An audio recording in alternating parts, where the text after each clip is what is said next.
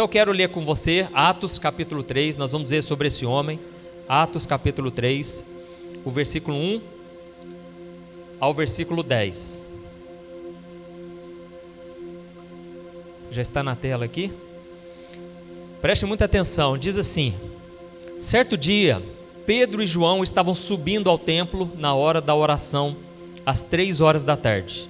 Estava sendo levado para a porta do templo, chamada Formosa, um aleijado de nascença, que ali era colocado todos os dias, para pedir esmolas aos que entravam no templo. Vendo que Pedro e João iam entrar no pátio do templo, pediu-lhes esmola. Pedro e João olharam bem para ele, e então Pedro disse: olhe para nós. O homem olhou para eles com atenção, esperando receber deles alguma coisa. Disse Pedro: não tenho ouro, não tenho prata nem ouro, mas o que tenho, isto lhe dou. Em nome de Jesus Cristo, o Nazareno, ande. Segurando-o pela mão direita, ajudou a levantar-se, e imediatamente os pés e os tornozelos do homem ficaram firmes. E de um salto, pôs-se de pé e começou a andar. Depois entrou com eles no pátio do templo, andando, saltando e louvando a Deus. Quando todo o povo o viu andando e louvando a Deus, reconheceu que era ele, o mesmo homem que costumava mendigar sentado à porta do templo chamada Formosa. E todos ficaram perplexos e muito admirados com o que lhe tinha acontecido. Amém? Olha que milagre, né, irmãos? Que coisa tremenda. Aqui nós vemos o antes e o depois. Antigamente aquele homem estava na mesma rotina, fazendo tudo no automático, sabe? Ele tinha aquela enfermidade nos pés que não deixava ele andar.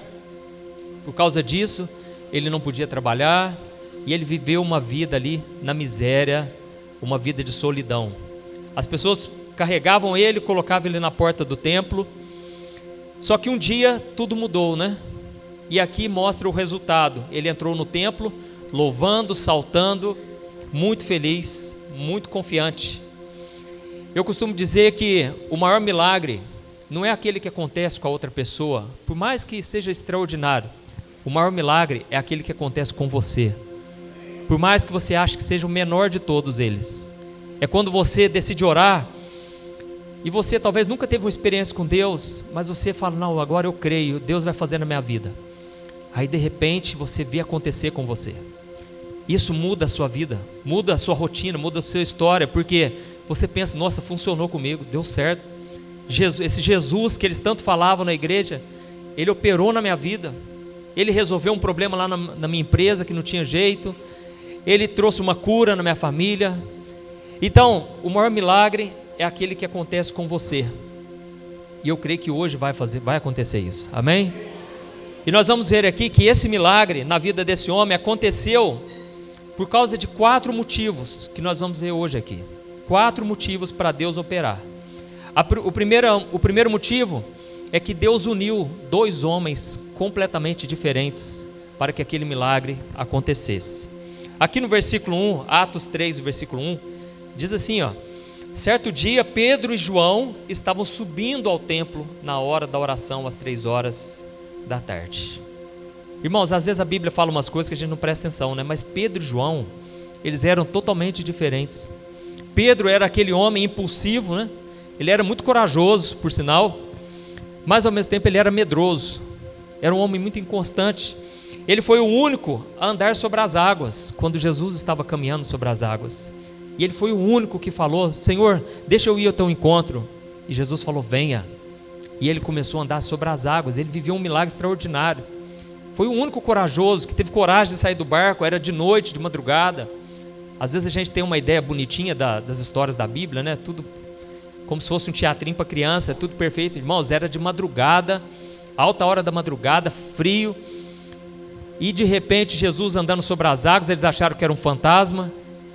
Mas Jesus falou: não temam, sou eu, sou o Cristo. E Pedro então foi ousado, era um homem corajoso. Mas quando Jesus começou a enfrentar perseguição, ele negou a Cristo 3 vezes. Ele chegou a dizer: eu nunca ouvi falar desse homem, nem sei quem é. Desprezou como se Jesus fosse nada, ninguém. Mas irmãos, Pedro amava Jesus. O problema é que ele era carnal ainda. Ele seguia o seu coração. Não é isso que as pessoas dizem? Faz o que teu coração está mandando. Aí você faz, você se ferra, porque a Bíblia diz que o coração é enganoso, desesperadamente corrupto. A sua doença é incurável. Por isso a gente tem que pedir a direção do Espírito Santo. E Pedro, ele seguiu o seu coração. E pessoas que são assim, irmãos, o diabo muitas vezes ele influencia essas pessoas. São pessoas que têm a mente fraca, pessoas que ainda não estão na maturidade. E por causa disso, elas muitas vezes são usadas pelo inimigo. Talvez a pessoa já tenha o Espírito Santo, talvez a pessoa já está caminhando com o Senhor, mas ainda não aprendeu a vigiar, a guardar o seu coração, a sua mente. E então, a Bíblia diz, no livro de Filipenses, capítulo 4, que quando nós estivermos ansiosos, nós devemos apresentar nossa ansiedade diante de Deus e com louvores, com gratidão, nós devemos encerrar nossa oração. E a Bíblia continua dizendo, para que a paz de Deus, que excede todo o entendimento, proteja o seu coração e a sua mente. Amém? Deixa eu te falar, o território do inimigo, sabe qual é? É o desespero, é o medo, é onde o diabo trabalha, é na sua fraqueza. Pessoas desesperadas, elas são muitas vezes possuídas pelo inimigo. Um dia eu vi uma história de um homem no jornal, e o entrevistador foi lá na cadeia, e ele perguntou para o homem assim, o senhor não viu o que o senhor fez na noite passada? Ele falou, não, eu não vi, moço, eu não vi, eu estou tentando entender, por que eu estou aqui na prisão? E o entrevistador falou, você estrangulou, esquartejou a sua mulher ontem à noite. O cara nem sabia, ou seja, estava possesso pelo inimigo. Por quê? Brecha, mente fraca, não guardou, não protegeu a sua mente, o seu coração, não orou, quando talvez estava no momento de crise, de discussão. Então o inimigo, ele influencia pessoas assim, e nós vamos ver aqui, que quando Jesus esteve aqui na terra, ele veio com um propósito. A Bíblia diz que para isso se manifestou o Filho de Deus, para desfazer as obras do maligno. E o diabo sabia que Jesus era uma ameaça, então ele tentou o tempo todo fazer com que Cristo caísse em tentação. E o diabo já sabia que, de acordo com as profecias, ia vir aquele que morreria na cruz pelos nossos pecados, por nós pecadores. Isaías 53 é uma prova. Isaías, o profeta, ele viu Jesus na cruz, e ele falou que naquele momento as pessoas nem queriam nem olhar para ele. Tamanha era a desfiguração do seu rosto, tamanho sofrimento, o castigo que ele sofreu ali. Mas Jesus veio com esse propósito. E sabe quem o diabo usou para tentar impedir Jesus de ir até a cruz? O diabo usou Pedro. No momento em que Jesus, ele falou para os discípulos, olha, eu vou para a cruz, eu vou ser castigado, vou ser entregue nas mãos dos religiosos. E Pedro falou o seguinte, Jesus, de modo algum isso vai acontecer. Eu quero que você leia comigo Mateus capítulo 16, o versículo 21. Mateus capítulo 16, o versículo 21 ao 23, diz assim: desde aquele momento Jesus começou a explicar aos seus discípulos que era necessário que ele fosse para Jerusalém e sofresse muitas coisas das mãos dos líderes religiosos, dos chefes dos sacerdotes e dos mestres da lei, e fosse morto e ressuscitasse no terceiro dia. Então Pedro, chamando à parte, começou a repreendê-lo, dizendo: nunca, Senhor, isso nunca te acontecerá. Jesus virou-se e disse a Pedro: para trás de mim, Satanás, você é uma pedra de tropeço para mim, e não pensa nas coisas de Deus, mas nas dos homens. Então, irmãos, Pedro neste momento, ele foi boca do inimigo, ele se deixou ser usado pelo inimigo, tudo porque o diabo, ele não queria que Jesus fosse para a cruz de forma alguma. Mas se nós voltarmos um pouco antes, quando Jesus estava sendo tentado pelo diabo no deserto, ali o diabo também queria que Jesus não fosse para a cruz. E se você for comigo lá em Mateus, abre comigo Mateus 4, o versículo 8 ao 10. Mateus 4, versículo 8 ao 10. Olha o que está escrito: o diabo levou ao monte muito alto e mostrou-lhe todos os reinos do mundo e o seu esplendor. E lhe disse: tudo isso lhe darei se você se prostrar e me adorar. Irmão, sabe o que o diabo estava querendo oferecer para Jesus aqui? Um reino sem a cruz, uma recompensa sem ter que passar pela cruz. Porque quando Adão e Eva eles pecaram, eles entregaram o domínio da terra para o diabo. Tudo aquilo que Deus tinha dado para eles, na verdade o diabo tomou posse, porque o homem ele se contaminou com o pecado e o homem se afastou de Deus. E ali o Satanás estava oferecendo: olha, se você se prostrar diante de mim, eu vou te dar todos os reinos, todas as glórias, seja na terra, seja no mundo espiritual, tudo vai ser teu, é só você me adorar. O diabo não queria de forma alguma que Jesus fosse para a cruz. E depois ele usou Pedro, só que em momento algum o diabo conseguiu. E aí sabe o que aconteceu? Quando Jesus estava lá na cruz, finalmente, lógico, Jesus ele enfrentou o seu maior desafio, ele mesmo, porque a sua própria carne não queria, e ele no Getsêmani chegou a suar sangue, mas ele falou: Pai, que seja feita a tua vontade. E aí, irmãos, Jesus foi para a cruz, e quando ele estava na cruz, aquele criminoso do lado dele, ele começou a falar: se tu és o Filho de Deus, desça dessa cruz. Da mesma forma que o diabo lá no deserto, ele falou: se tu és o Filho de Deus, manda essas pedras se transformarem em pães. Irmãos, o diabo começou a usar aquele homem na cruz, e a Bíblia diz que depois as pessoas passavam em frente a Jesus e falavam: se tu és o Cristo, o Filho do Deus vivo, então desce daí, vamos ver se você tem poder. E o tempo todo o inimigo sugerindo para que Jesus abandonasse a vontade de Deus. O interessante, irmãos, que Pedro, ele foi usado pelo inimigo, mas pouco antes ele tinha tido uma revelação. Quando Jesus perguntou a eles: quem as pessoas estão dizendo que eu sou? E Pedro falou: tu és o Cristo, o Filho do Deus vivo. E Jesus falou: bem-aventurado és tu, porque não foi homem, não foi ninguém que te revelou, foi o Pai, Deus que está no céu. Mas eu fico impressionado aqui porque ao mesmo tempo que ele foi usado por Deus para falar que Jesus era o Cristo, logo em seguida ele foi usado pelo inimigo. E por que ele foi influenciado pelo mal? Primeiro, porque Pedro ele tinha uma visão só das coisas dessa terra. Quando Pedro falou: Jesus, eu não vou deixar você ir para a cruz, ele estava pensando na visão humana. Por quê? Ele amava Jesus, ele estava com ele o tempo todo. Ele não queria, imagina o seu amigo falar: olha, Deus me falou que eu vou para tal lugar e lá eu vou morrer. O que você vai falar? Não vai para lá de jeito nenhum, pelo amor de Deus. Eu falei: não, mas foi Deus que me falou, eu estava em oração, Deus me revelou. Ele falou: meu filho, você está errado, Deus não vai falar isso nunca. E outra, isso é cilada do inimigo, não vai. Assim foi Pedro na vida de Jesus. E por causa disso o inimigo entrou, porque ele não tinha maturidade espiritual. E o segundo motivo é porque naquela época os judeus estavam esperando um Messias, um enviado de Deus, que libertaria Israel das mãos do exército romano, dos romanos. Na época quem governava era Roma, e eles imaginavam um libertador, um homem forte, um homem vitorioso, que ele iria estabelecer um reino nessa terra. Mas Jesus falou o tempo todo: olha, eu não vou estabelecer um reino terreno, o meu reino não é deste mundo. Eu vim aqui para preparar um lugar. Aliás, eu vou preparar um lugar, mas eu não vou estabelecer uma terra aqui, um reino aqui. Não, eu tenho uma nova terra, um novo céu, algo preparado para vocês. Amém? Então, isso nos prova uma coisa: Pedro era um homem impulsivo. Na mesma hora que estava com Deus, na mesma hora ele estava sendo usado pelo inimigo. Quando Jesus foi entregue nas mãos de Judas, o exército romano foi lá e prendeu.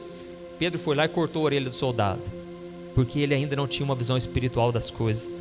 Era um homem imaturo que seguia o seu coração. E qual era outro homem que estava com Pedro subindo para orar? João. João já era totalmente oposto. João era amoroso. A Bíblia descreve o discípulo João como discípulo amado por Cristo. Jesus amava João, tinha uma intimidade. Quando a Bíblia diz que Jesus tinha 12 ao lado dele, mas 3 homens andavam com ele: Pedro, Tiago e João.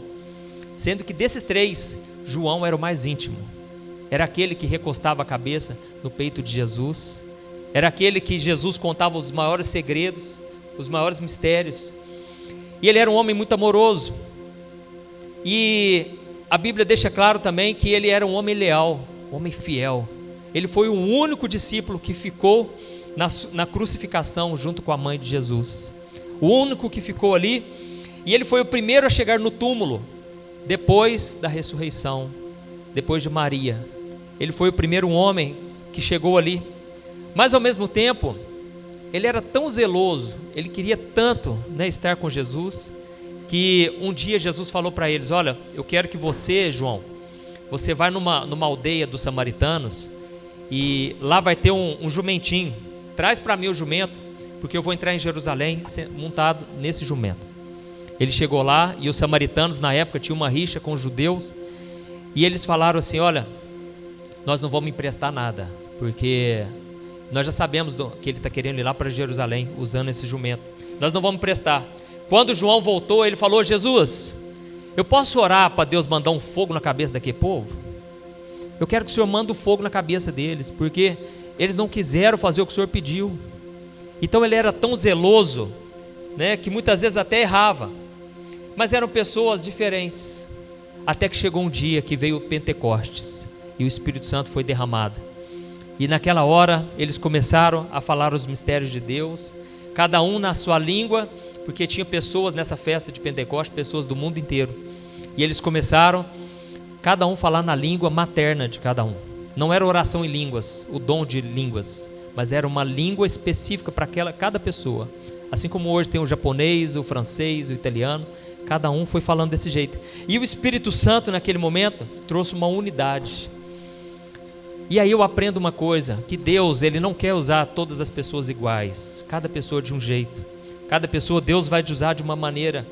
O apóstolo Pedro, que era tão impulsivo, ele foi o primeiro a se levantar, e ali ele pregou com ousadia, e mais de 3.000 pessoas se arrependeram e se converteram, porque ele tinha um temperamento forte. Talvez você está aqui hoje, você tem um temperamento mais forte assim, sanguíneo, colérico, e você muitas vezes pensa: nossa, eu queria ser tão mais calmo.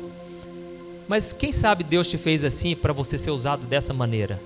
Porque você com esse temperamento, você tem uma ousadia fora do comum. Então Deus, Ele usa cada pessoa da sua própria maneira, com os seus dons, com os seus temperamentos, com as suas personalidades. Cada um é de um jeito. E o maior engano do diabo é fazer com que você comece a se comparar com alguém. Quando você se compara com uma pessoa, você está se limitando, porque Deus te fez exatamente como deveria ser. Você não pode também se achar melhor do que os outros, ou inferior aos outros. Eu fico tão feliz quando eu vejo alguém contar assim: pastor, Deus está me usando na minha igreja. Eu vejo Janaí no ministério, olha que ministério abençoado. Eu fico feliz de ver o que Deus está fazendo aqui. Ao mesmo tempo, eu já tenho a maturidade de entender: não, Deus usa ela dessa maneira, Deus me usa da minha, Deus vai usar você de outra maneira. E com isso eu consigo me alegrar na vida dela, na vitória que Deus está dando para minha irmã, para você também. Sabe, eu aprendi uma coisa, que Deus, Ele dá dons para as pessoas, sabe para quê? Para que a gente sente numa rede, deita numa rede e vai usufruir daquele dom, se alegre, porque a Bíblia diz assim, ó: quando você ver um profeta e você o receber na condição de profeta, você vai receber os galardões do profeta. Sabe o que isso significa? Se você reconhecer o dom de Deus na vida da pessoa, você reconhecer que Deus tem usado ela, e você tiver com esse coração, sem se comparar, sem ficar achando que é inferior ou superior, mas você simplesmente querer receber: olha, eu vou sentar aqui no culto, eu vou só receber o que eu tenho, o que Deus tem para mim através dessa pessoa. Aí Deus vai usar ela na sua vida, amém? Você vai receber os presentes de Deus para você através daquela pessoa. Então é para isso que Deus entrega dons, para que o corpo de Cristo seja edificado, para que todos nós aqui cresçamos e que você possa entender o seu lugar, o seu quadrado, sabe? O seu chamado, aquilo que Deus tem para a sua vida. Glória a Deus. Então eram homens completamente diferentes. A segunda lição que eu aprendo aqui nessa história é que Pedro e João eram parceiros de oração. Aqui na segunda parte do primeiro versículo, Atos 3, versículo 1. Certo dia, Pedro e João estavam subindo ao templo na hora da oração, às 3h da tarde. Ou seja, estavam indo orar juntos, estavam caminhando juntos. Irmãos, eu fico triste quando eu vejo que, por causa das diferenças que nós temos no corpo de Cristo, as pessoas não conseguem mais caminhar juntos. Infelizmente, as pessoas assim, cada um tem um ponto de vista, às vezes acerca de algo, às vezes uma maneira, né, de conduzir o seu ministério. Por causa disso, a gente não consegue suportar a pessoa, a gente não consegue conviver. O que eu tenho visto, irmão, sabe o que é? Às vezes pastores sobrecarregados e não conseguem delegar, não conseguem confiar em alguém para tocar um ministério de oração, para ajudar até mesmo a pregação do culto, e aí eles ficam carregando sozinho aquilo ali, o fardo, porque não conseguem caminhar juntos em unidade. A Bíblia fala que certa vez Moisés, ele estava tão cansado, tão sobrecarregado, que ele falou: Senhor, eu prefiro a morte, eu não dou conta mais, porque o fardo está muito pesado, esse povo não para de reclamar no deserto. E Deus falou para ele: Moisés, a partir de agora eu vou levantar 70 homens, e o mesmo Espírito que está sobre você vai vir sobre os 70 homens. Olha, você vai fazer o seguinte: no dia tal, na hora certa, o meu Espírito Santo vai vir sobre essas pessoas.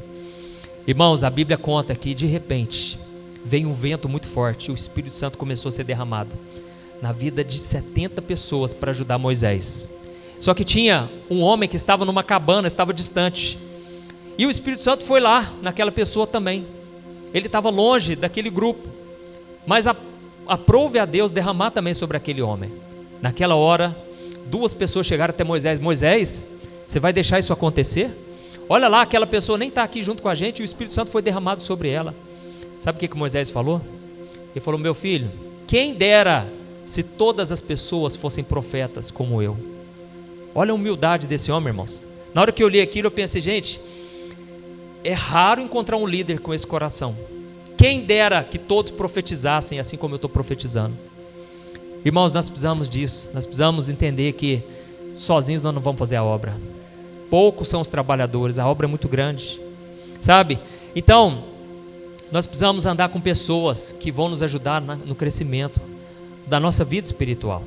Vamos voltar a falar aqui sobre esse mendigo. Esse homem não tinha esperança, não tinha oportunidade de trabalho e não tinha chance nenhuma de cura.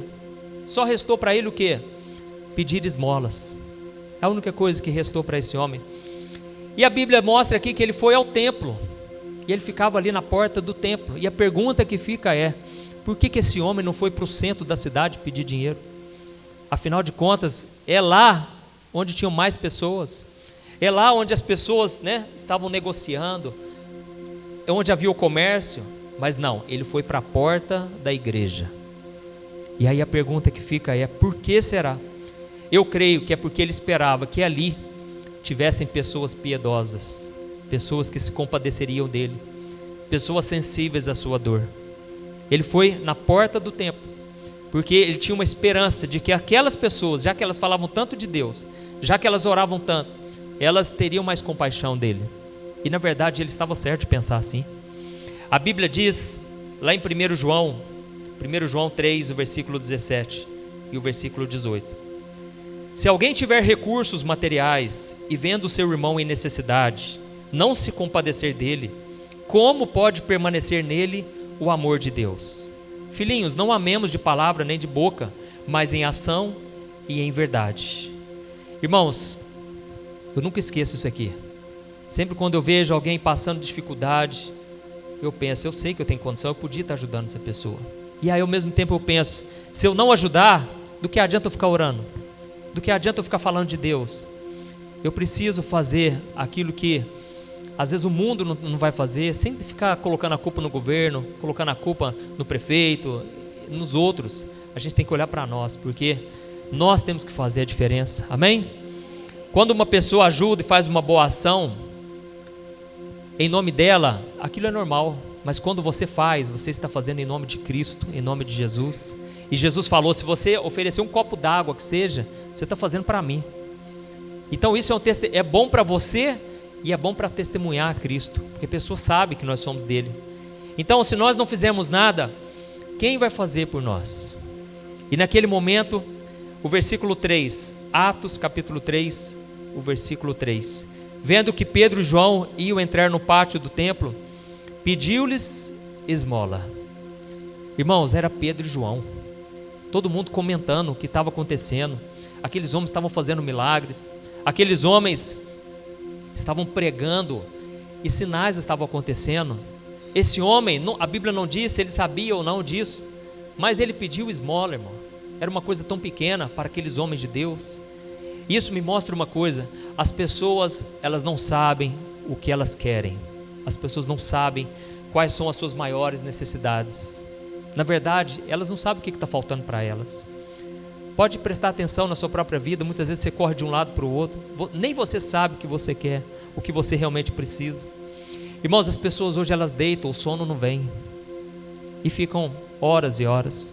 Eu sei que isso é um problema da maioria de nós, porque as redes sociais atrapalharam muito a gente. Hoje você preocupa com uma coisa que não era para preocupar. Você vê uma notícia lá no Instagram, no Facebook, num site, aquilo não vai mudar nada na sua vida, se você vai preocupar ou não, e aquilo vai enchendo a sua mente. Por fim você não consegue dormir, você não tem mais paz. Por isso que a gente tem que filtrar também o que vem na nossa mente. Mas as pessoas, elas não estão tendo paz mais, e elas pensam assim: eu não entendo isso. Olha, eu não roubo, eu não faço nada, eu não prejudico ninguém, e eu busco ser uma pessoa boa, mas eu não sei o que está faltando na minha vida. Irmãos, um dia eu com a minha esposa, nós somos convidados para participar de um congresso de casais, Mato Grosso do Sul.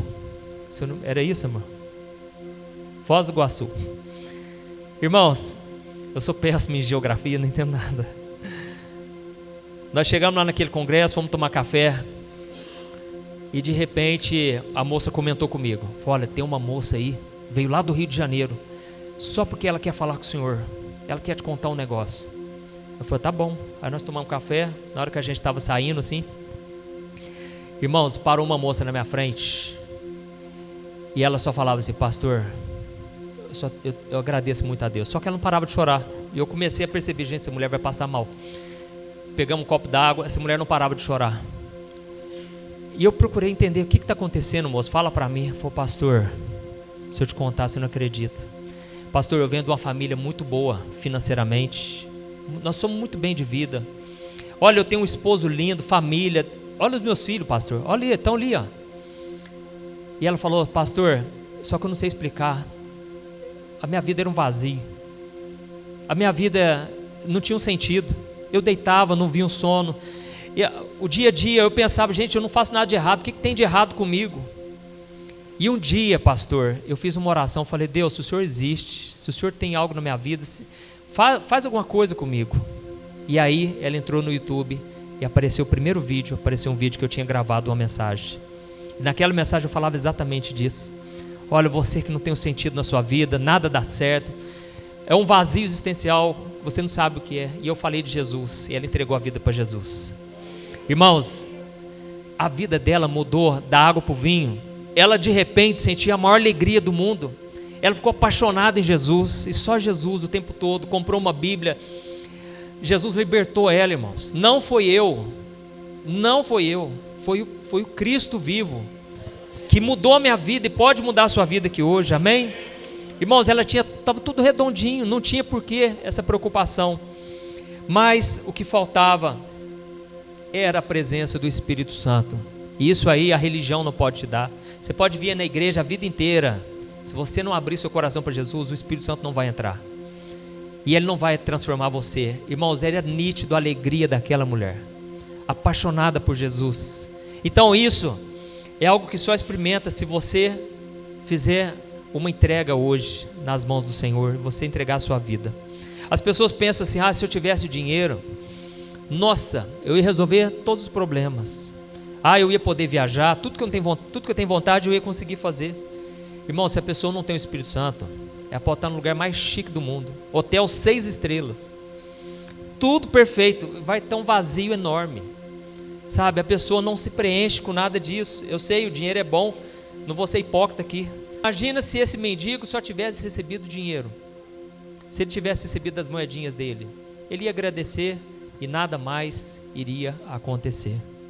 Irmãos, nós precisamos entender que a única coisa que vai preencher a nossa alma não é conquista, não é carreira, é você andar na presença de Deus todos os dias, você cumprir o chamado dele, amém? Então Deus tinha algo muito maior para esse mendigo aqui. Ele achava assim: se eu tiver isso está bom, mas não estava bom, porque Deus já conhecia. Deus viu a miséria. Na verdade a palavra misericórdia vem da palavra miséria. Deus é quando Deus vê a sua miséria. Na verdade, Deus vê a miséria de todo mundo, só que a gente não se vê assim. E certa vez Jesus estava diante dos fariseus, dos religiosos, e viu uma mulher, e veio assim perto dos pés dele, e começou a beijar os pés dele, e começou a chorar muito mesmo, e ela pegava o cabelo dela e secava os pés dele. E a Bíblia diz que em pensamento os religiosos pensavam assim: se Jesus realmente fosse o Filho de Deus, ele saberia quem que é essa mulher, mulher prostituta, tocando em Jesus.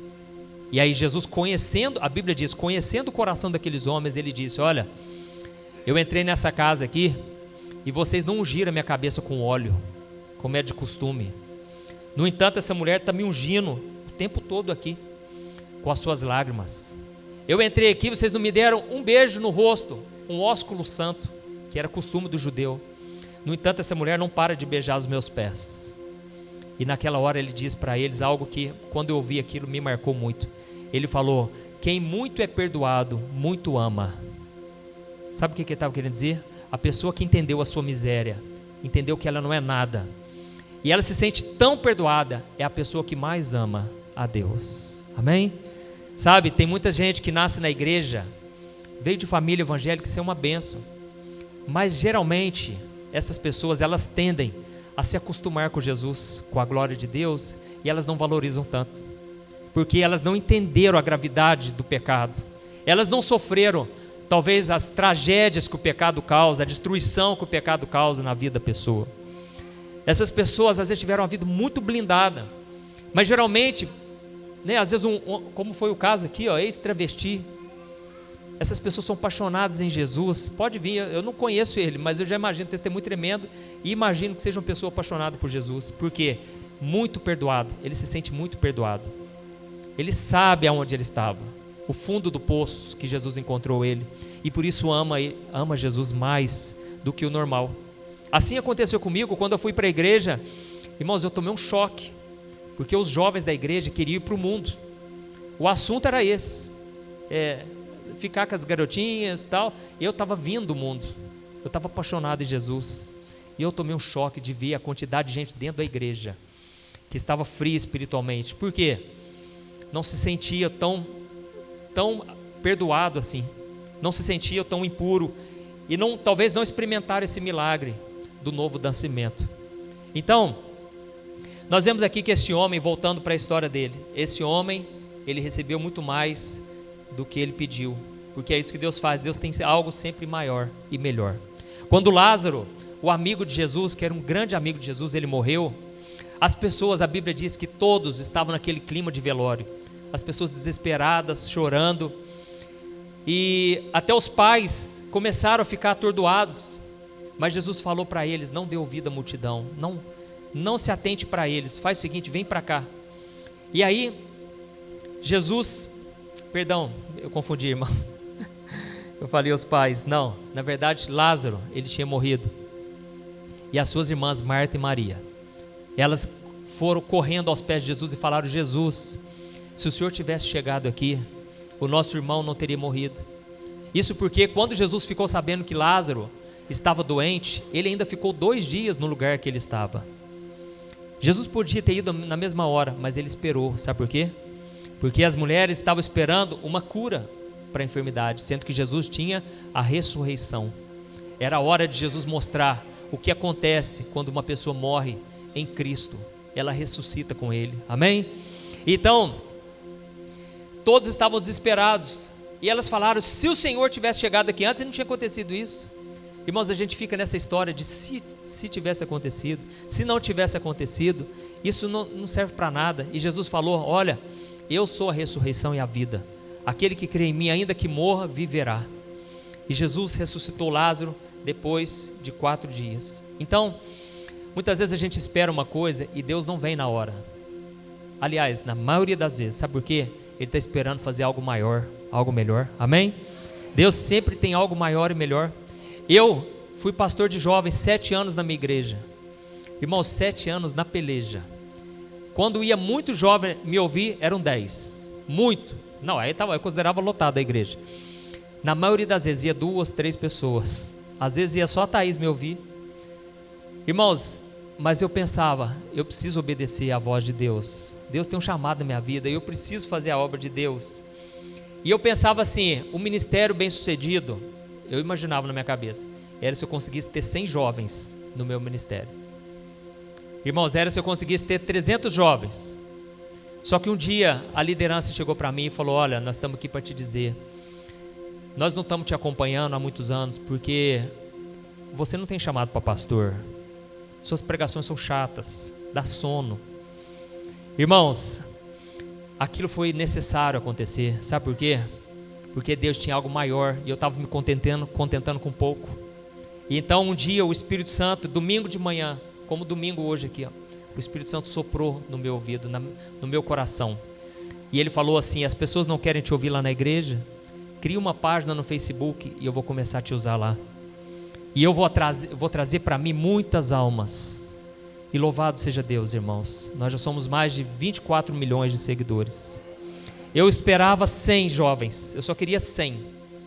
Deus fez muito mais, nunca pedi, mas Deus fez. Sabe, então, a gente tem que se abrir para Deus e falar: Senhor, se o Senhor não fez ainda, é porque o Senhor está querendo fazer algo maior. Então me mostre, o que o Senhor tem para mim? Talvez não seja isso que você vem orando há muito tempo. Você já parou para pensar nisso? A gente fica tão focado em pedir uma coisa e a gente esquece que Deus é soberano. Deus é muito maior e Ele tem algo muito melhor para nós. A terceira coisa que eu aprendo aqui, irmãos, é que o milagre, ele só aconteceu por causa da fé e por causa da autoridade do nome de Jesus. Olha o versículo 6, Atos 3, o versículo 6. Disse Pedro: eu não tenho prata nem ouro, mas o que tenho, isto lhe dou. Em nome de Jesus Cristo Nazareno, ande. Glória a Deus. Irmãos, na verdade aquele homem talvez não tivesse fé, mas os apóstolos tinham fé por eles. E eles usaram a autoridade do nome de Jesus. Os religiosos naquela época já estavam perseguindo eles, porque eles não queriam que eles usassem esse nome. Afinal de contas, Jesus já tinha sido crucificado. Não encontraram o corpo dele até hoje. Mas eles acharam que roubaram o corpo, fizeram alguma coisa, mas não era para tocar nesse nome. Esse nome é poderoso, irmãos. E quando a gente usa esse nome de qualquer forma, para nós ele perde o valor. Quando você usa o nome do Senhor em vão, para você não tem valor algum, sabe? E as pessoas brincam com as coisas de Deus. Teve uma época que eu comecei a seguir 1, 2 páginas que eu achava muito engraçado, esses memes evangélicos, sabe? Eu dava uma risada, era um momento ali de descontração, né? Mas teve uma hora que eu falei: não, agora chega. Eu não posso ficar rindo de uma coisa que é sagrado, sabe? E a igreja hoje tem virado motivo de piada, de zombaria, por causa dessas coisas. Mas os apóstolos tinham respeito. Eles sabiam o que representava esse nome, a autoridade que esse nome tinha. E eles falaram: nós não temos prata nem ouro. O que nós temos é só uma coisa, o nome de Jesus. Levanta agora. E eles receberam, lógico, a direção do Espírito Santo.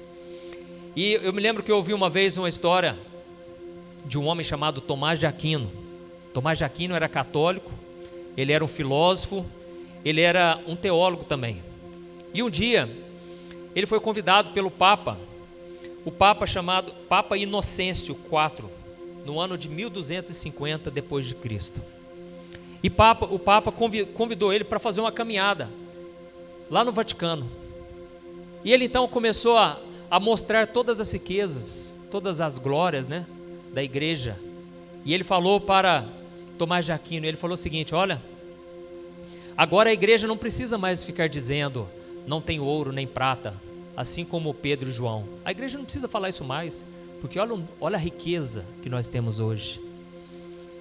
Naquela hora, Tomás de Aquino, ele pensou e ele falou o seguinte: a igreja agora não precisa mais dizer, né, não tem ouro nem prata. Mas a igreja também agora não pode mais dizer ao coxo: levanta e anda. Irmãos, a igreja perdeu a autoridade no nome de Jesus. Por que a gente não vê milagres mais?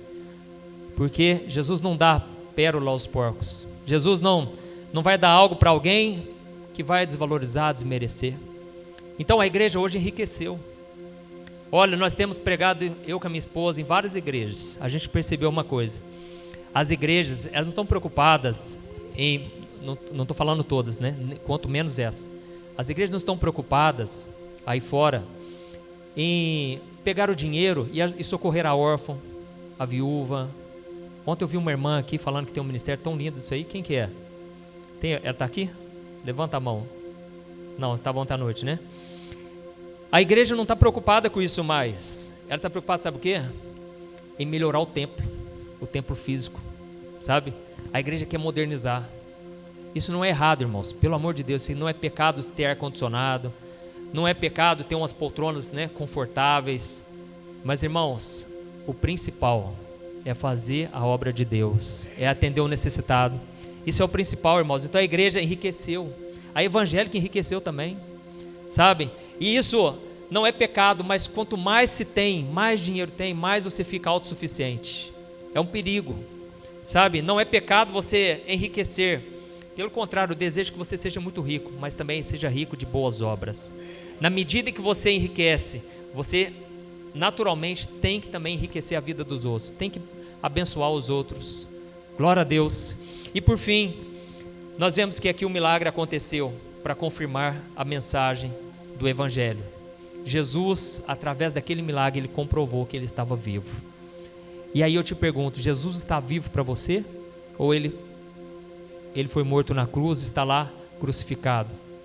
Qual é a prova que você me dá que Jesus está vivo na sua vida? Qual é o seu último testemunho? Ah, pastor, eu lembro uma vez que Deus fez um milagre tão grande e tal. Ah, pastor, foi 20 anos atrás, né? Na época eu estava muito firme. Irmãos, a gente tem que ter milagre para contar. Não estou falando coisas grandiosas, não. Estou falando os mínimos detalhes. Você vai vendo o agir de Deus na sua vida. Amém? Então, a gente tem que testemunhar, sabe? A gente tem que mostrar para as outras pessoas. E Deus fez aquilo ali de forma tremenda. Ele entrou no templo, irmãos, louvando e saltando. E tinha mais de 5.000 pessoas ali naquele lugar. Deus aproveitou no momento que tinha mais gente, para que todos vissem que o nome de Jesus é verdadeiro, está acima de todo nome, acima de toda doença. E eu creio que hoje Ele vai operar aqui também. Amém? Vamos colocar de pé para nós orarmos. E eu gostaria que, assim como ontem à noite, vamos passar um tempo em oração. Vamos pedir a Deus que renove dentro de nós essa fé inabalável. Eu não sei o que foi que se perdeu na sua vida. Talvez esse primeiro amor, sabe? O diabo, ele não precisa que você deixe de vir na igreja. O que ele quer é que você venha na igreja sem paixão, sem amor por Jesus. Ele quer que você faça as coisas no automático, que você cante o louvor como se estivesse só cantando palavras. Ele só quer isso.